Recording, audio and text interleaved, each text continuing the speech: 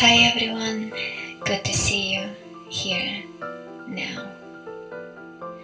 While you're adjusting in your seats and making yourself comfortable, please take a look at this video and the water running quietly, smoothly, creating its own way. Not fighting, not pursuing anything, but flowing where it needs to flow. Today's meditation topic will be how do we live in quiet and inner peace. Many of us have a challenge with that, having busy lives, battling with the challenges that we experience, striving to create a better life for ourselves and our families. And all we get at the end of the day is a mind full of thoughts, worries, and stress. We're always judging things bad against good, good against bad, and so on with every experience we have. How do we know about beauty and goodness? We only can know or recognize those concepts when we see the opposite or know the opposite, which is ugly and mean. Like, for example, we think of heaven as a good thing, and sometimes some of us don't even question what is heaven, even though it might be just a concept of a certain place or a story about it that we heard from our religious institutions and teachings. But we all have some certain picture in our mind about heaven and a hope of a good life that we haven't experienced here in this world.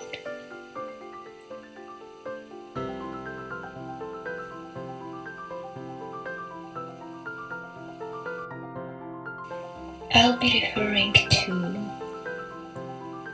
the book that I referred in our previous session, Tao Te Ching by Lao Tzu.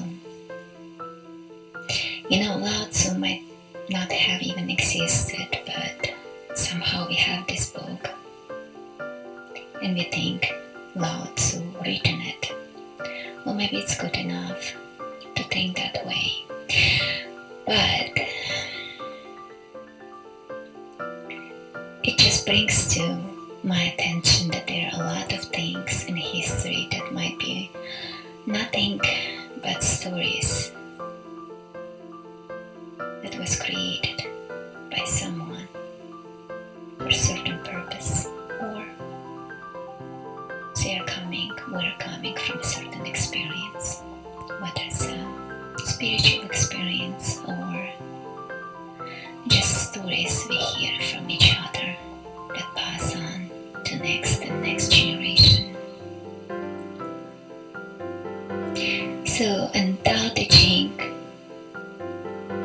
the heaven described as nothing. It says nothing and heaven share the same root, which is Tao. And Tao is a course, is a natural way of being or flowing, living with the nature, with the course. If you think about it, neither future or past can exist alone. So Being in peace and quiet can only be achieved by allowing ourselves to live in the present moment, in the now. But we are holding too tight to our past and hoping too hard for the future, which deprives us and robs us from the possibility to live in the present moment in a relaxed, quiet, and peaceful state.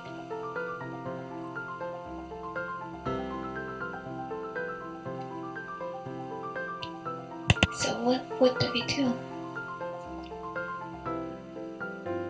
to live in a peaceful state? Well, first and foremost, we have to be willing to drop all our attachments. And then, like sage, we'll know what's right by simply being, not thinking too hard, looking at all the concepts of what's right or wrong.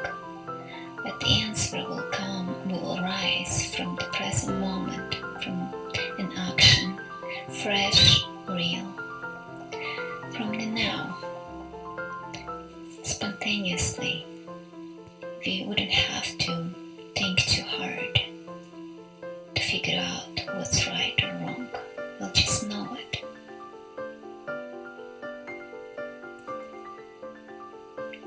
When we think about being, we should not look at the word being as a concept, as an idea, but maybe think about it as being in a Tao, flowing with a natural course, being true to ourselves, to our inner selves. I would like to read chapter 8 from Tao Te Ching about the water.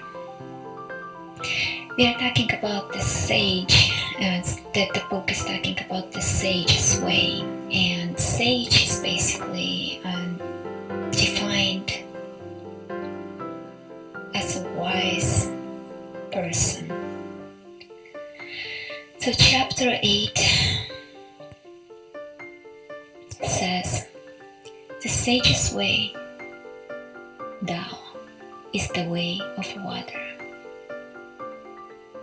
There must be water for life to be, and it can flow wherever. And water, being true to being water, is true to Tao. Those on the way of Tao, like water, need to accept where they find themselves. And that may often be where water goes, to the lowest places. And that is right. Like a lake, the heart must be calm and quiet, having great depth beneath it. The sage rules with compassion, and his word needs to be trusted. The sage needs to know, like water, how to flow around the blocks and how to find the way through without violence. Like water, the sage should wait for the moment to ripen and be right. Water, never fights. It flows around without harm.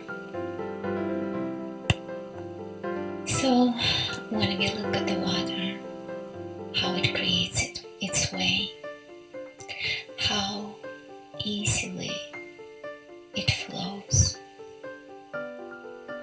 there is a lot to learn.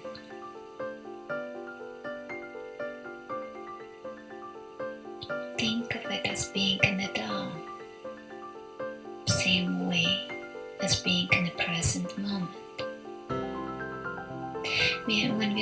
and still we can get to that, get closer to the center of our true being.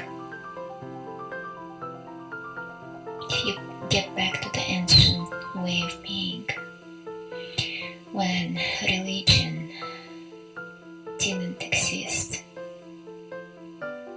people knew better how to go about life, how to let themselves be, how to not react on each happening and each experience. Life can end in pain, but if we live like this, following the Tao, taking examples from the nature, then our days will be filled with breath, peace, and quiet. Thank you everyone for listening and practicing together. See you next time.